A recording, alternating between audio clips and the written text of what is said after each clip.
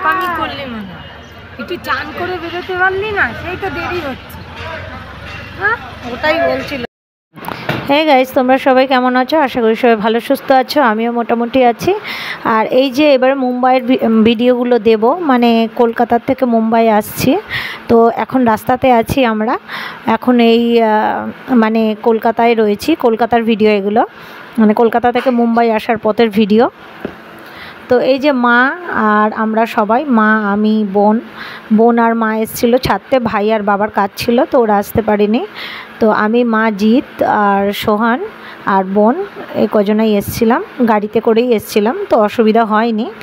গাড়িতে করে এসেছিলাম, মাকে বললাম তুমি খালি জাস্ট চলো, আর কুলি নিয়ে নিয়েছিলাম, কুলিরা জিনিস তুলে দিয়েছে। আর এই যে হাওড়া ব্রিজ দেখতে পাচ্ছ, কত সুন্দর লাগছে গাইস, বিশ্বাস করো এই ভিডিওগুলো যখন দেখি না এত ভালো লাগে, যেন মনে হয় কলকাতায় আবার ফিরে গেছি, কলকাতাতেই এখন বসে আছি। যখন আসছিলাম শরীর মন দুটোই প্রচণ্ড খারাপ ছিল, কিন্তু কিছু করার নেই, তাই না, বাড়ি তো আসতেই হবে, মানে বরের কাছে তো আসতেই হবে। তো 2-2.5 মাস আমি কলকাতায় ছিলাম, প্রায় 2.5-3 মাস বলতে পারো। ভেবেছিলাম যে কলকাতাতেই শিফট হয়ে যাব, আর মানে মুম্বাই আসবো না। বর 2-3 বছর পর ছেলের মানে বড় ছেলের পড়াশোনাটা কমপ্লিট হয়ে যাবে, তারপরে গিয়ে বর যাবে, এরকম ভাবনা চিন্তা নিয়ে গেছিলাম, কিন্তু সেটা কোনোটাই হয়নি। আমাদেরও মানে 3টে সিট কাটা হয়েছিল, কিন্তু আমরাও হাফ পেয়েছি, কিছু করার নেই। তো আমাদের A6-এ 31, এই যে সবই ভরে আছে মোটামুটি। তো আমি আর সোহান, তাই তো শোনা, আমরা এই সিটটা শেয়ার করে শোবো তো দুজনে। হ্যাঁ, আর জিৎ ওখানে একা। তো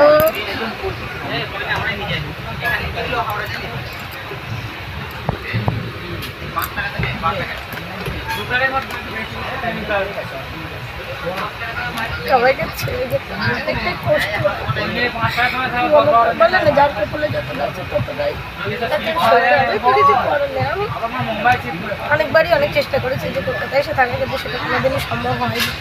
এবারেও চেষ্টা করেছি, তাও হলো না। আমার মুম্বাই রিটার্ন হচ্ছে, জানি না কবে আসবো, তবে যবে আসবো তবে ব্লগ বানাবো, তোদের সাথে আবার দেখা হবে। যাই সঙ্গে থাকো, এইভাবেই তোমরা আছো, তবে আছি।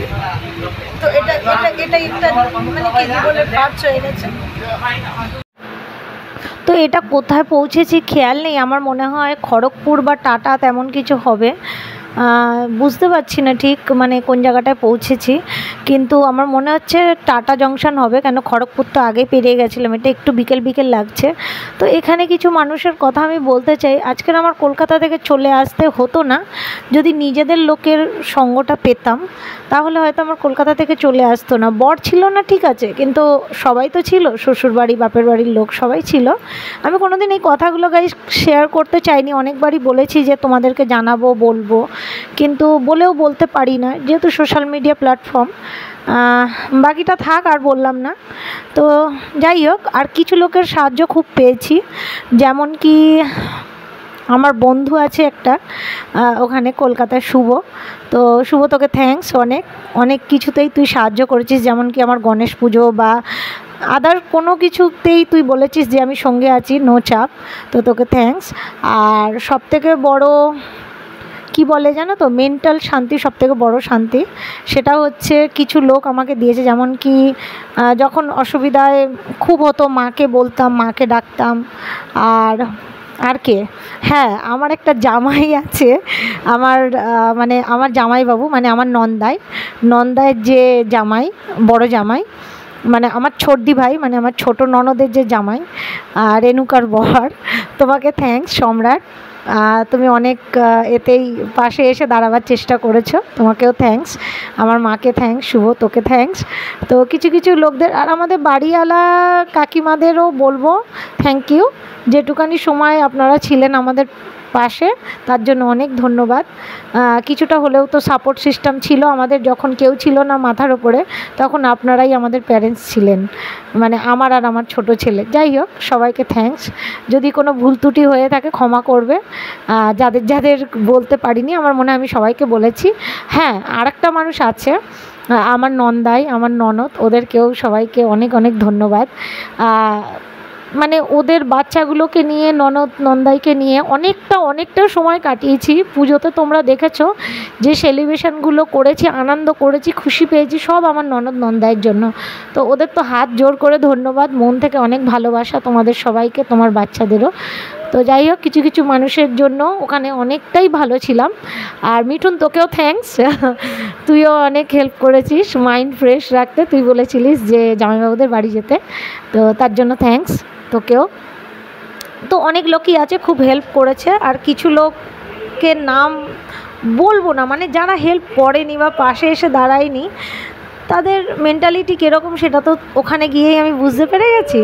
বা আগেও তাদের সাথে কোনো রকমই কিছু রাখার কোনো প্ল্যান নেই, কোনো সম্পর্ক রাখার, তো বাদ দিলাম সেগুলো আর কি। তো দেখো না, এখন বিকেল হয়ে গেছে, মানে সকাল হয়ে গেছে, চা খাচ্ছি। তো এখন মনে হয় আমরা প্রায় নাগপুরের কাছাকাছি।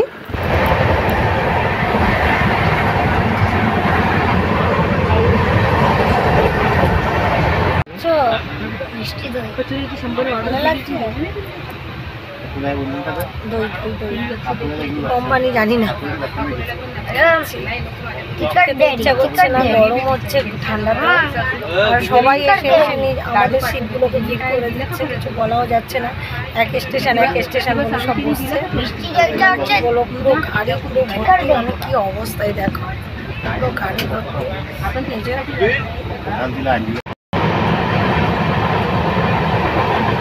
আঙ্কেল কিনে দিয়েছে তো, আঙ্কেলকে থ্যাংক ইউ বলো নি। এখন কি খাচ্ছ বলো, কি খাচ্ছ? ভালো লাগছে, অনেক খেয়ে ফেলেছো না, দেখা হয়ে গেছে। একটু দেখে মুখটা দেখি তোমার, এ মা। তো গাইজ, যেটা বলছিলাম, এখন আমরা নাসিক রোড পৌঁছে গেছি। আর বললাম না যে কলকাতায় খারাপ জিনিসগুলো আর মনে করতে চাই না। কিছু মানুষ এতটাই খারাপ, বারবার যাওয়ার পরেও মানে তাদের সাথে মানে কোনো রকমভাবেই কিছু, মানে তাদের থেকে কোনো হেল্প পাইনি, মানে না মানসিক শান্তি, না তারা কোনো দিক থেকে এগিয়ে এসছে। মানে তারা এতটাই মানে আমি তাদের নামে আর কিছু বলতেই চাই না, মানে তাদেরকে একদম টোটালি বাদ দিতে চাই। তো যাই হোক, বাদ দাও সেসব কথা। তো এখন যেটা বলছি, আমরা নাসিক রোড পৌঁছে গেছি। এবার নাসিক রোডটা তোমরা দেখবে গাইস, আগে ভিডিওটা এত সুন্দর লাগবে, কত ভালো লাগবে। কিন্তু কি জানো, যতই হোক সবাইকে ছেড়ে চলে আসলে ভালো মন্দ জুড়েই তো সব কিছু জিনিস হয়, তো মনটা তো খুবই খারাপ লাগে। আর এই যে দাদা ভাইটাকে দেখাচ্ছি, এই দাদা ভাইটা খুব ভালো ছিল, আমাদের প্রচুর বলবো না, মানে হেল্প করছিল, উনি সঙ্গে ছিল, একটা ভরসা। বাবুকেও অনেক কিছু কিনে দিচ্ছিল, দাদা ভাইয়ের কথাবার্তাও খুব ভালো। তো গাইজ, দেখতে পাচ্ছ নাসিক জায়গাটা এত সুন্দর, মানে খুব সুন্দর, একদম কলকাতার মতো অনেকটাই। আর এই একটু আগে গিয়ে দেখবে, মানে ঘরবাড়িগুলো দেখো কত, এই যে সবুজ গাছগুলো দেখা যাচ্ছে, এগুলো হচ্ছে আঙুর ফলের গাছ আর কি। তো এই জন্য তোমাদেরকে ভিডিও করে সেগুলো দেখাচ্ছি। কখনো যদি তোমরা সবাই মুম্বাই আসো, তোমরাও দেখতে পাবে। আর এইটা হচ্ছে কিনা এই পেয়ারার ভিডিওটা নিয়েছি, এত বড় পেয়ারা আমি কোনো দিন দেখিনি। তো আমি তো পেয়ারাগুলো এত বড়, এত সুন্দর, আমি দেখতে বলছি ওরে বাবা রে, এত বড় পেয়ারা মানুষ খাবে কি করে। তো যাই হোক, অনেকেই নিয়েছিল, আমি নিইনি, কিন্তু যখন উনি চলে গেছেন তখন মনে হলো যে একটা নিলেই হতো, একটা বাড়ি নিয়ে যেতাম আর একটা খেতাম, কিন্তু অনেক কিছু খেয়ে গিয়ে পেট ভর্তি হয়ে গেছিলো বলে আর নিইনি। তো চলো আগে যাই, আগে মুম্বাই শহর দেখতে পাবে, আরও ভালো লাগবে। মানে মুম্বাই শহর মানে কল্যাণের কাছাকাছি গেলে মুম্বাইয়ের যে মানে মুম্বাই সিটি আর কি শুরু হয়ে যায়। তো খুব ভালো লাগবে, সঙ্গে থেকে দেখো।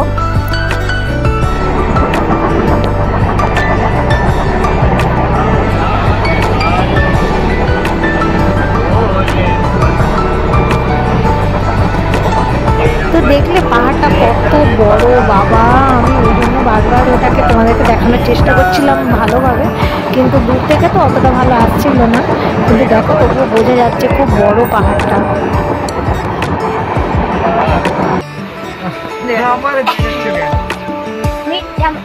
মানে আমরা একটা পাগল মনে আছি। I swear to God, I want to kill you right now.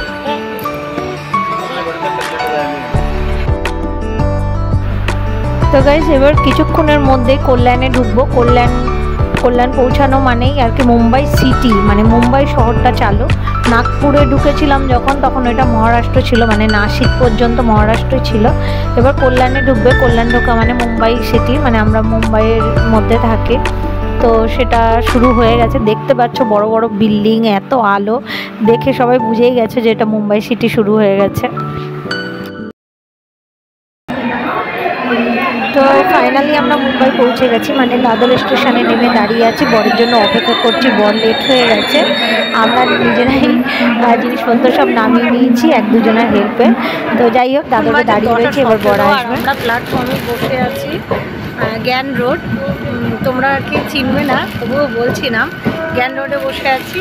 মানে বিষয়টা হয়েছে, দেখো একদম ব্যাগ এক নিয়ে এইভাবে, এই যে ব্যাগগুলো রয়েছে, এই যে সোহানের ওখানে একটা ব্যাগ রয়েছে, আমার কাছে দুটো ব্যাগ আছে।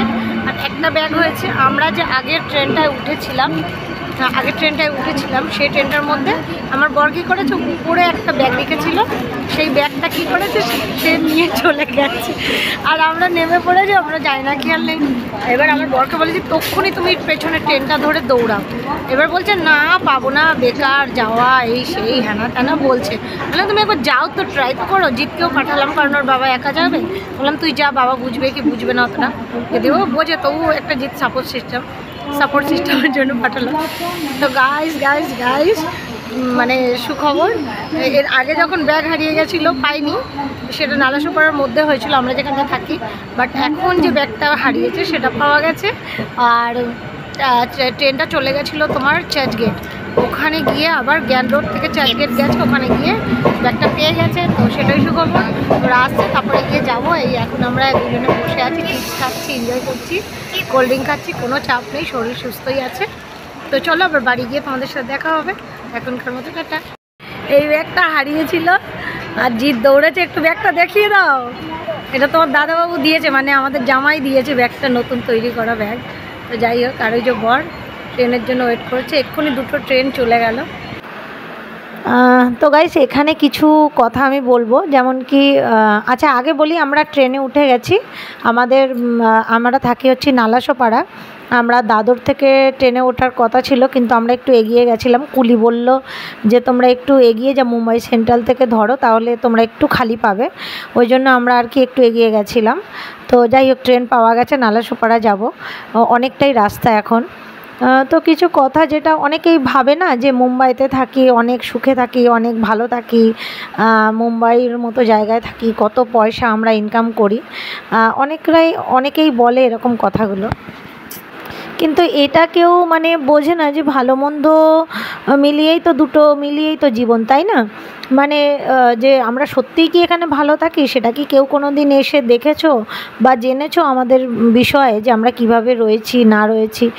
এখানে বসে বসে ঘরের ভিতরে যে আমরা রিলেটিভ পাই না, আমরা কাউকে পাই না, আমরা একা একা থাকি। আমি তো দিনরাত কান্নাকাটি করি, আমি যেটা জানি, আমি তো দিনরাত কান্নাকাটি করি, কারণ আমার ভীষণই একা লাগে। না তো আমার মা বাবা আছে, না আমার এখানে কেউ আছে, না কিছু না। আমি ঘর থেকে বেরিয়ে কোথাও যেতে পারি, যে আত্মীয় স্বজনের বাড়ি যাব সেরকমও কেউ নেই, বা আমার বাড়ি কেউ আসবে সেরকমও কেউ নেই।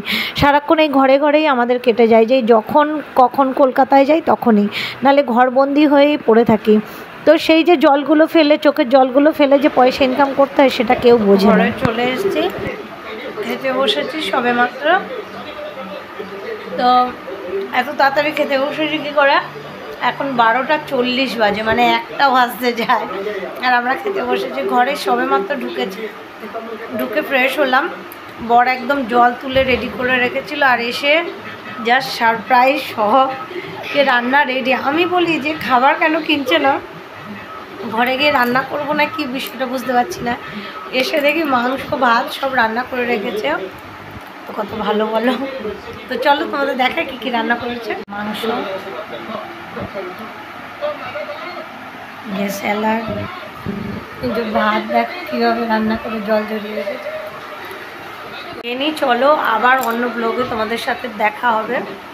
তো এখনকার মতো টাটা, বাই বাই। তো সবাই ভালো থাকে, সুস্থ থাকে, গুড নাইট, টাটা। এনি চলো, আবার অন্য ব্লগে তোমাদের সাথে দেখা হবে। তো এখনকার মতো টাটা, বাই বাই। তো সবাই ভালো থাকে, সুস্থ থাকে, গুড নাইট, টাটা।